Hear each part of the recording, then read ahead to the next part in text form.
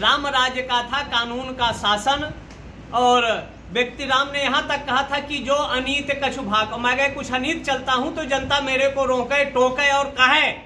तो जो समाज में विस्मरण करने का काम कर रहे हैं, देश को तोड़ने का काम कर रहे हैं, जनता का दायित्व है, सरकार का दायित्व है उनको रोके, टोके और न माने तो ऐसे विधर्मियों को ठोके, तभी प्रदेश का अमन चैन शांति सद्भाव बने। अब वो समय आएगा और जब भगवान की इच्छा होती है तब काम होता है, बिना उसकी इच्छा के कोई पत्ता हिलता नहीं।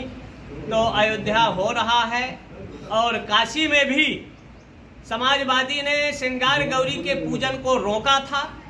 पुरातत्व के सर्वे में विश्वनाथ विश्वेश्वर सममलिंगम नास्ति ब्रह्मांड गोलके, जो विश्वेश्वर शिवलिंग वहां प्रकट हुआ है।